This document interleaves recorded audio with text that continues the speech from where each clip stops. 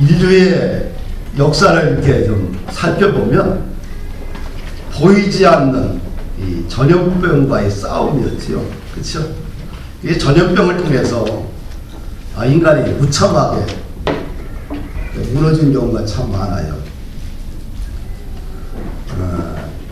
뭐 작은 전염병도 있고 뭐 엄청난 피해를 준 전염병들이 많이 있는데 그 중에 몇 가지만 좀 살펴보면 우리가 1519년에 아즈텍 잉카 제국이 뭐로 말명하냐면 천연두로 몰락을 하게 돼요. 천연두가 퍼지면서 인구의 60% 이상이 다 죽습니다. 그러면서 이제 잉카 제국도 페루의 남미 페루 잉카 제국도 이제 완전히 역사상에서 사라지고요. 또 멕시코의 아즈텍 제국도 결국은 천연두로 인하여서 25% 이상이 사망하면서 제국이 이제 무너집니다. 그런데 지금 천연두는 어떻게 돼요? 1796년에 백신을 개발하면서 1983년도에는 이제 완전히 지구상에서 천연두가 사라져 버렸어요. 그렇죠? 네. 그 다음에 중세 유럽에서 유행했던 그 전염병이 뭐냐면 흑사병입니다. 1347년과 51년 이 3년간의 이 흑사병으로 인해서 유럽 인구의 3분의 1이 죽습니다. 한 2,500만 명 정도가 다 사라져버려요. 근데 이 흑사병은 매개체가 뭐냐? 쥐입니다. 쥐 벼룩에서 페스트라는 균이 나와서 사람을 감염시켜요. 그러면서 고연이 나고 호흡곤란을 일으키고 각혈을 하고 그러다 보니까 어떻게 몸에 검은 반점이 모세혈관이 터지면서 검은 반점이 생기잖아요. 그래서 그걸 갖다 흑사병이다 이렇게 명칭을 붙였지요. 그 다음에 이제 근세기 들어와서 이제 스페인 독감이라는 게 있어요. 이것이 가장 큰 피해를 줬는데 이 1910년 10월에 시베리아 오지에 이제 중국인 숙소에서 흑사병, 이것도 스페인 독감인데 흑사병이거든요. 그렇죠? 그래서 7명이 사망을 해요. 그래서 러시아 정부가 그 숙소를 다 불태워버리고 중국인들을 국경 바깥으로 쫓아내버렸어요. 근데 그 두 사람이 어디로 갔냐? 지금의 하얼빈 지역으로 갔어요. 근데 이 사람이 하얼빈에 와가지고 7일 만에 며칠 뒤에 다 죽습니다. 두 사람이.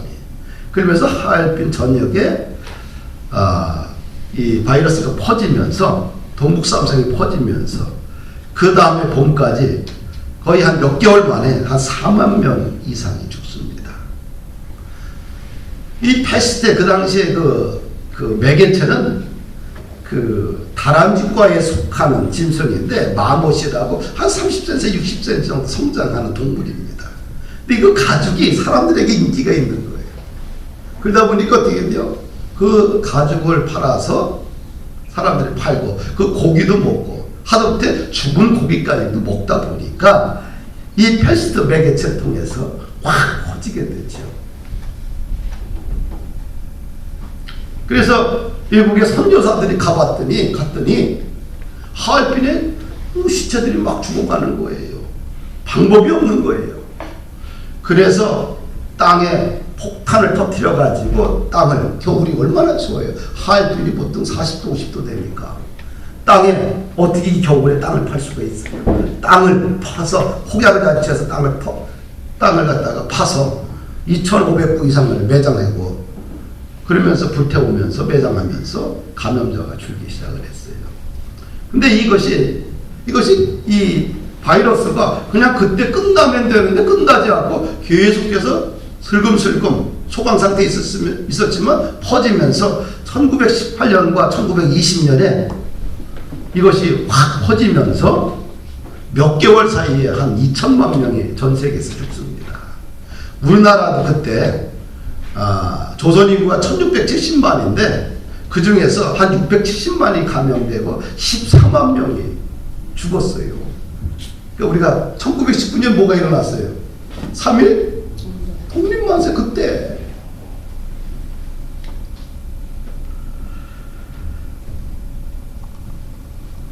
그 당시가 이제 1차 세계대전이 일어났던 당시인데요. 1차 세계대전 당시에 1,500만 명이 죽었는데, 그때 이 질병으로 인해서 거의 전 세계적으로 1억 명이 죽습니다. 근데 그걸 스페인 독감이라고 불러요. 왜 그러냐면, 당시 전시체제다 보니까 어떻게 돼요? 언론을 국가가 다 통제해버렸어. 사람들이 페스트라는 균에 의해서 죽어가고 있는데, 질병에 의해서, 연병에 의해서 다 죽고 있는데, 이걸 갖다 보도를 안 해. 어디서 보도를 했어요? 스페인에서 최초로 언론에서 보도하면서 그걸 갖다가 스페인 독감이다, 이렇게 이름을 붙이게 된 거지요. 그래서 1차 세계대전이 그냥 이 병으로 인해서 이제 그냥 평화조약을 맺고서 그냥 희지부지해서 끝나게 된 거지요. 예. 그 다음에 이제 1968년도에 일어났던 것들 중에 하나가 뭐냐면 홍콩 독감입니다. 홍콩에 독감이 퍼졌는데 이 바이러스균이 퍼지면서 6개월 동안 아시아, 아프리카, 유럽으로 퍼지면서 당시 한 100만 명이 죽습니다. 하여튼간 그 후로 최근에 뭐 사스도 메르스도 일어났고요. 또 지금은 중국 우한에서 이런 신종 코로나 바이러스가 일어나서 지금 중국에서도 뭐 한 2,400명 정도가 벌써 사망을 했고요. 또 각 나라에 지금 30개 나라에 지금 퍼져가고 있는 중입니다. 근데 우리나라도 이게 뭔가 방역이 잘 돼가지고 소강 상태에 있었는데 어때요? 이 대구에서 이 신천지인 사람들이 집회를 하면서 거기서 이제 이 슈퍼 감염자들이, 전파자들이 있어가지고요. 거기서 일시에 한 400명 정도가 감염이 되면서 하여튼간 그러면서 이제 확산이 됐어요. 근데 그 중에 한 400명 정도가 이게 좀 언론에 노출돼야 되는데, 방역당국에 노출돼야 되는데 그 신문을 속이고 나타나지 않는 거예요. 분명히 그 중에도 슈퍼 감염자가 분명히 있어요. 그래서 정부 당국에서 촉각을 곤두세우고 있는 거지요. 왜? 그들은 그런 비밀 결사자들처럼 신분을 숨기고 있는 거예요. 부모도 몰라, 남편도 몰라, 자식도 몰라, 내가 신천지 교인이라는 것을.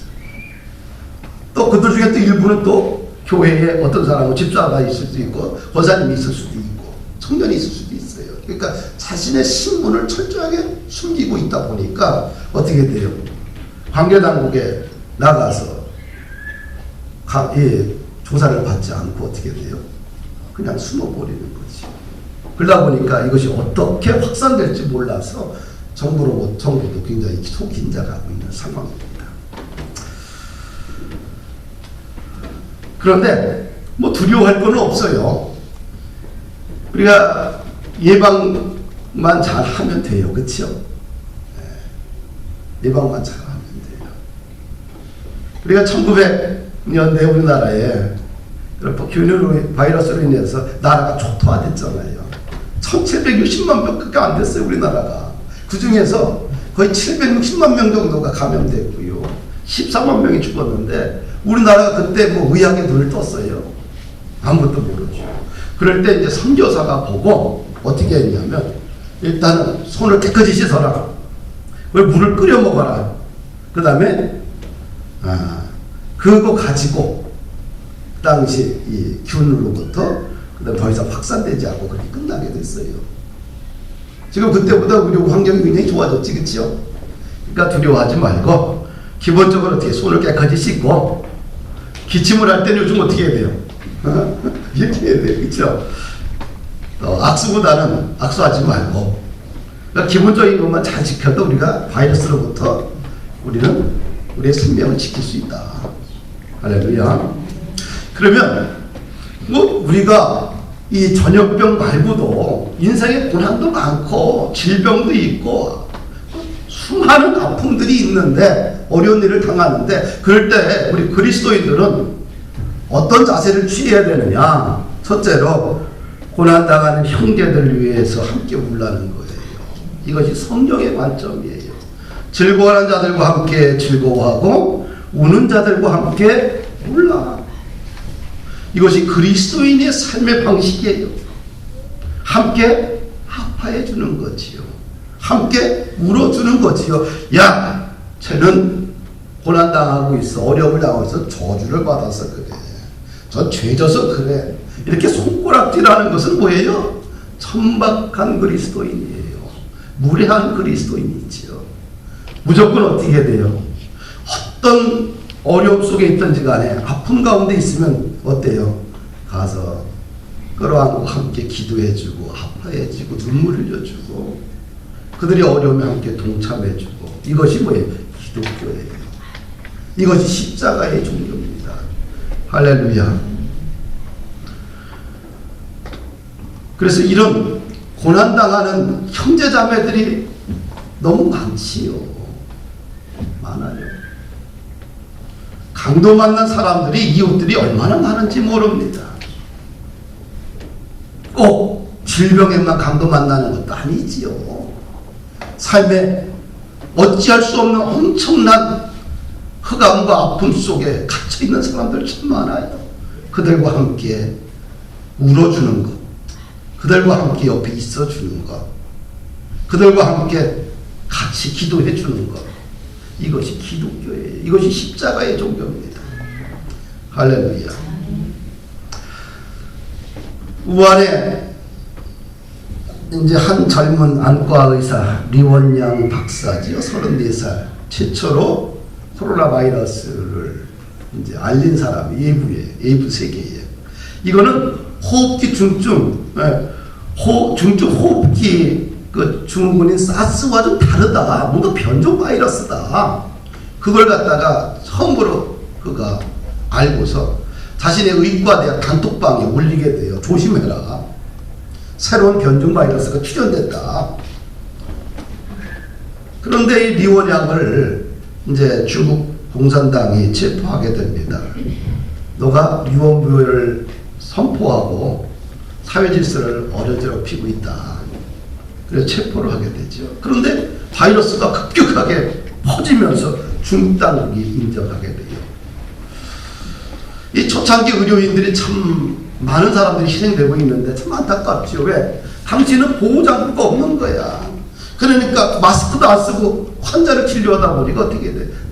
감염돼 버려서 많은 의료인들이 죽고 감염되어 있는 거지요.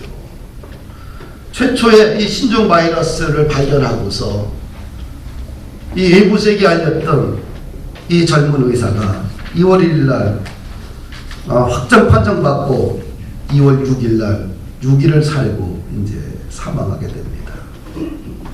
중국 당국은 덮으려고 했지만 이 젊은 의사는 자신의 생명을 걸고 외부세계에 알렸잖아요. 할렐루야. 우리 그리스도인들은 어떻게 살아야 되느냐?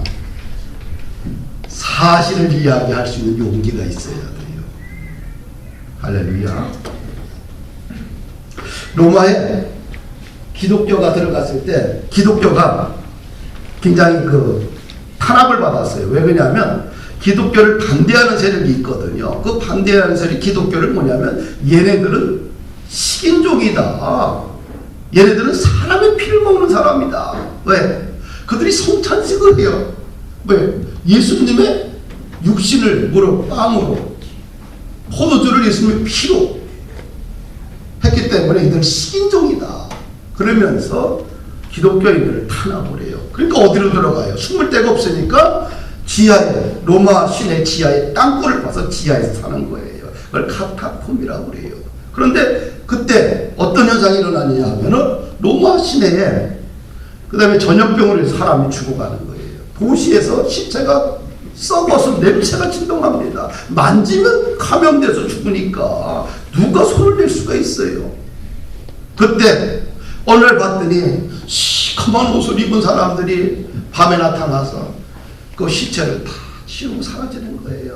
며칠 동안. 그러면서 로마 시내가 시체가 사라지고 깨끗해지는 거예요. 그래서 쫓아가 봤더니 그들이 굴러 들어가는 거예요. 땅속으로. 봤더니 기독교인 거예요. 그러면서 기독교에 대한 인식이 달라진 것이에요. 그것으로 인해서 로마가 기독교를 정식 종교로 공인하게 되었어요. 할렐루야. 우리가 기독교인이라는 건 뭐냐? 지금 위기를 당했어. 많은 사람들이 아픔 속에 있어. 나 혼자 살겠다라고. 그냥 피해서 아무런 역할도 안 하고 숨어있는 사람은 기독교인이 아니지요. 기독교인은 생명을 걸고 사람들을 살려내고 죽어가는 사람들과 함께 그 옆에서 있는 것이 누구예요? 기독교예요. 할렐루야.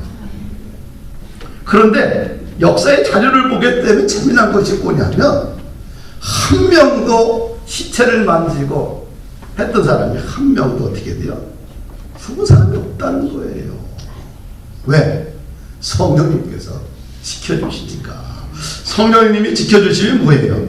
신종 바이러스도 그 사람을 죽이지 못해요. 성령은 위대한 능력이 가지고 있어요. 할렐루야. 죽은 자도 살리는 게 성령님 아니겠어요? 암병도 하나님께서 치료하셔요. 그렇죠? 모든 인간의 질병과 연약함과 모든 아픔을 다 성령님께서 다 고쳐주시잖아요. 근데 너무 우리가 기독교인인데도 불구하고 성령의 위대한 능력을 공급받은 우리에 불구하고 너무 연약해 있어서 불안에 떨고 공포에 떨고 염려증에 걸려서 있으면 어떻게 돼요? 가만히 있어도 어떻게 돼요? 그 사람에게 균이 달라붙어서 스스로 죽어. 질식해서. 어떻게 돼요? 마지막 순간에도 정신을 차리고 있었는데 호랑이 뿔에 들어가도 정신만 차리면 산다. 다니엘도 살았는데. 할렐루야. 그래서 이럴수록 어떻게 영적으로 강인해져야 돼요. 믿음이 강인해져야지. 그러면서 오히려 성령 하나님, 성령의 불로 모든 견도를 다 풀어주시고 없애주시옵소서. 오히려 마음이 강건해져야 돼요. 이게 기독교인들이에요. 그래 나가서 자기도 이기고 나가서 봉사하고 살지요. 자기도 감당 못하는데 나가서 무슨 봉사를 하고 살겠어요. 고난 가운데 있는 사람들과 함께 울어주는 것이 기독교인이에요. 우한 땅에 지금 어떤 역사가 일어나냐 하면은 모든 이제 이 도시가 통제됐잖아요. 벌써 출애굽한 사람은 탈출했고 돈 있고 힘 있는 사람은 벌써 다 탈출하잖아요. 예? 근데 그래도 이제 도시를 못 나가게 다 사방에서 통제하고 나니까 어떻게 돼요? 얼마나 공포스러워요. 거의 중국 땅에서 죽는 사람들의 거의 98% 이상이 거기서 죽고 있으니까 얼마나 두렵고 공포가 밀려오고 그냥 사는 것이 얼마나 힘들겠어요. 그런데 기독교인들이 노란 옷을 입고 마스크를 쓰고 늘 똑같은 장소에서 자기가 정해진 장소에서 도시 전체에서 뭘 나눠줘요? 마스크를 나눠줘요. 마스크를 나눠주면서 하나님은 당신을 사랑합니다. 매일같이. 매일같이. 이것이 그 유일하게 그 도시, 불안에 떨고 있는 도시 사람들에게 위로가 되고 마음에 평안을 주고 있어요. 그들을 위해서 기도해주고. 분명히 그 우한 땅에 하나님의 역사가 일어나지 않겠나. 놀라운 부흥이 일어나지 않겠나. 저는 기대를 하고 있습니다. 우리가 최소한 무례한 기독교인이 돼서는 안 되겠다. 남들이 고통 가운데 있는데 저 양반 저거 죄 받아서 그래. 이렇게 손가락질하는 거는 굉장히 무례해요. 천박한 기독교인들이에요. 어떻게 해야 돼요? 중국 땅에 많은 사람이 죽으니까 저 잘 됐다. 전염병이 다 벌어져서 중국 땅을 다 쓸었으면 좋겠다. 이거는 기독교인들의 삶의 자세가 아니에요. 어떻게 해야 돼요? 신천지인들이 저것들 다 걸려가지고 다 그냥 소각됐으면 좋겠다. 이런 식으로 생각하면 안 돼요. 기독교인들은 뭐예요? 끝까지 십자가의 정신을 가지고 함께 울어주고 이것이 기독교의 정신입니다. 할렐루야. 이것이 복음의 핵심이에요. 무례한 기독교인의 모습은 우리가 버려야 됩니다. 긍휼히 여기고 애통하는 마음들이 있어야 돼요. 두 번째는 우리가 고난당하는 것을 볼 때 이 고난을 보면서 기독인의 자세 두 번째는 회개를 해야 되겠지. 그치요? 원인 없는 결과가 없잖아요. 반면에 결과는 반드시 원인이 있어요. 그치요? 코로나 바이러스가 이제 앞으로 이제 역학조사를 통해서 어떻게 이것이 원인이 되어서 이 균이 어떻게 발전해서 이렇게 전파됐는지 이제 의학적으로 또 분명히 조사가 일어나 있겠지요. 원인 없는 결과는 없어요. 항상 왜? 원인은 있어요. 방역 전문가는 방역의 관점에서 전염병을 분석하겠죠. 사업가는 사업가의 시각으로서 이 전염병을 바라보고요. 또 국가를 운영하는 지도자들은 외교의 눈으로 이 사태를 주시하면서 향후 어떻게 나라에 영향을 미칠 것인가 손익 계산을 하면서 외교 정책을 수립하겠지요. 그러면 교회는 이런 고난을 볼 때, 이런 어려움을 당했을 때 어떻게 이것을 해석해야 되느냐? 신앙의 눈, 영적의 눈으로 해석해야 된다는 거지요. 우리의 텍스트북은 뭐예요? 성경 아니겠습니까? 그래 안 그래요? 성경에서 어떤 인생의 문제가 터졌을 때 성경에서 원인을 찾아야 되잖아요. 우리가 문제가 터졌는데 우리가 의사의 입장에서 사업가의 입장에서는 그 사람들의 관점이고 그것도 존중하고 우리는 뭐예요? 성경의 관점에서 이 문제를 접근해야 되잖아요. 성경에 보면 나라와 민족에 대한 하나님의 징계와 심판은 세 가지로 나타나요. 전쟁과 기근과 전염병이죠. 연병이죠. 이집트에 하나님께서 10가지 재앙을 내렸어요. 그 중에 5번째 재앙이 뭐예요? 전염병, 연병이었어요. 왜 연병을 애굽에 내렸을까? 그것은 원인은 딱 하나예요. 애굽의 지도자 왕 누구예요? 바로와 그 신하들이 하나님을 무시했어요. 하나님의 명령을 무시하고 거부했어요. 그래서 그 백성과 여기 뭐가 내렸어요? 전염병이 내린 거예요. 그러면 사무엘하 24장을 보게 되면 이 하나님께서 이스라엘 민족 가운데 연병을 내려서 자그마치 7만 명이 죽습니다. 그 이유는 뭐냐? 다윗이 인구조사를 해서 그래요. 다윗이 통일왕국을 세우고 나서 어떻게 돼요? 대단히 자기가 잘했거든. 대단히 권세도 있고 능력도 있거든. 그러니까 하나님을 무시한 거예요. 인구조사를 한다는 것은 내 백성과 내 영토가 얼마나 많은가 그거를 계산하기 위해서 인구조사를 했지요. 근데 하나님 보시기에 하나님 네가 나를 무시했다. 네가 교만했다. 그래서 이스라엘에 뭘 내렸어요? 연병을 내린 거죠. 이 다윗은 하나님께서 하나님의 천사들이 백성을 치는 것을 보고 이렇게 회개해요. 여호와께 내가 아뢰오니 나는 범죄하였고 악을 행하였거니와 이 양무리는 무엇을 행하였나이까? 청하건대 주의 손으로 나와 내 아버지 집을 치소서. 이 주의 천사들이 이스라엘 백성들을 치면서 연병으로 죽어가는 모습을 보고 다윗이 회개하는 거예요. 내가 범죄했다는 거예요. 내가 악을 행했다는 거예요. 그래서 이 백성을 치지 말고 나와 내 가족들을 치라고 하나님 앞에 회개 기도하잖아요. 할렐루야. 우리는 이 지구상의 이 말세의 징조 중에 여러 가지 지진도 기근도 전염병 여러 가지 일들이 일어날 때마다 어떻게 돼요? 이것이 나의 죄로 생각을 하고 또 민족의 고통을 당할 때 이것이 나의 죄로 생각을 하고 하나님 앞에 회개를 하는 역사가 일어나야 돼요. 왜 하필이면 중국 우한에서 이것이 발생했을까?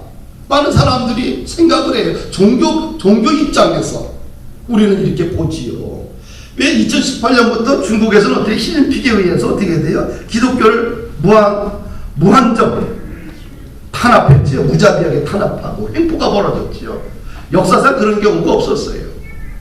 그냥 선교사들 다 잡아서 어떻게 돼요? 한국으로 추방하라고요. 연길 쪽에 있었던 선교사들 중에 거의 다 또 온 나라의 선교사들 다 추방을 해요. 근데 악랄하게 추방을 합니다. 그 당시 이제 우리가 보널드 미션의 집사람이 거기 대표로 있었기 때문에 거기에 선교사들을 하잖아요. 근데 사모님들이 트라우마가 걸려가지고 트라우마에 막 시달려요. 왜? 옷을 벗겨놓고서 그냥 아주 사모들을 아주 그냥 모멸감을 주고 얼마나 충격이 컸겠어요. 아주 악랄한 말고. 한국에 돌아와서 그냥 아무것도 못 갖고 몸만 빠져오는 거죠.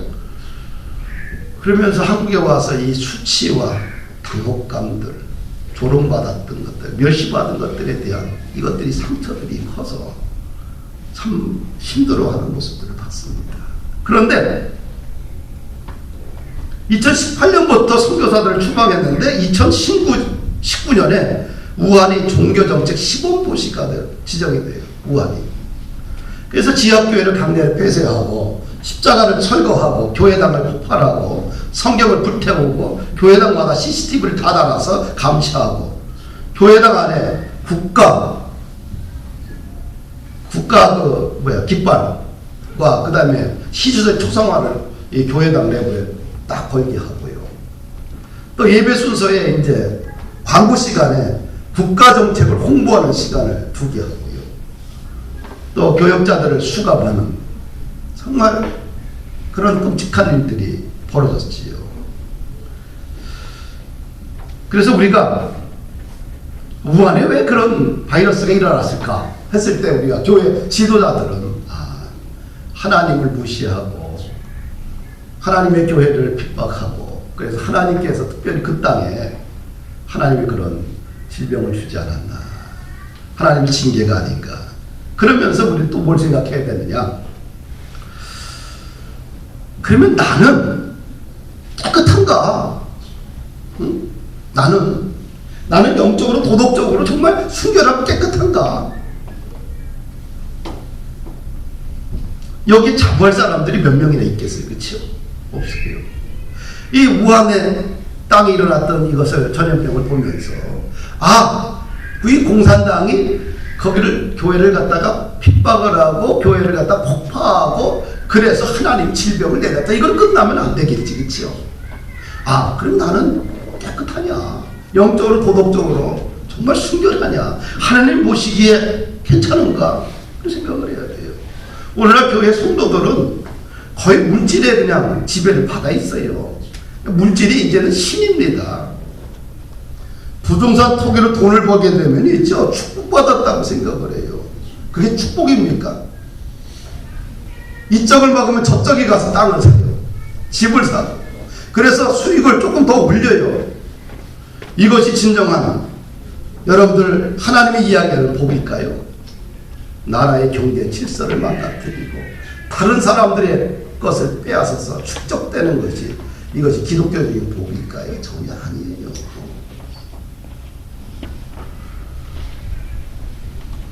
투기를 통해서 돈을 벌고 그걸 통해서 진정한 축복을 받았다고 이야기하면 굉장히 천박한 그리스도인들입니다. 물질에 굉장히 타락되어 있어요.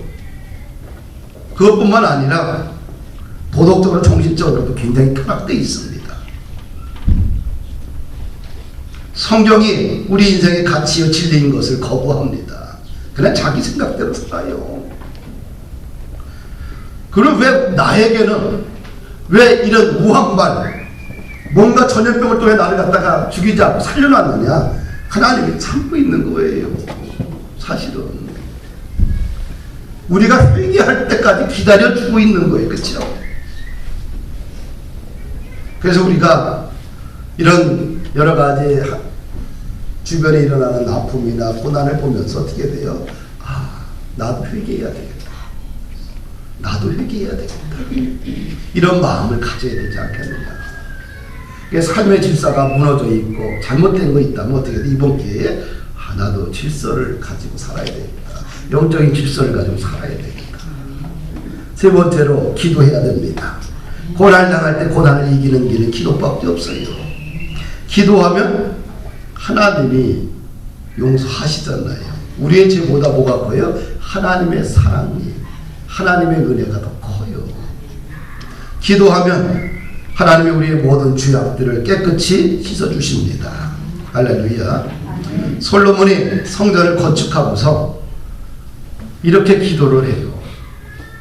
이 땅에 기근이나 전염병이 있거나 곡식이 시들거나 깐부기가 나거나 메뚜기나 황충이 나거나 적국이 와서 성읍을 에워싸거나 무슨 재앙이나 무슨 질병이 있든지 막론하고 한 사람이나 혹 주의 온 백성 이스라엘이 다 각각 자기의 마음의 재앙을 깨닫고 이 성전을 향하여 손을 펴고 무슨 기도나 무슨 간구를 하거든 주는 계신 곳 하늘에서 들으시고 사하시며 각 사람의 마음을 아시오니 그들의 모든 행위대로 행하사 갚으시옵소서.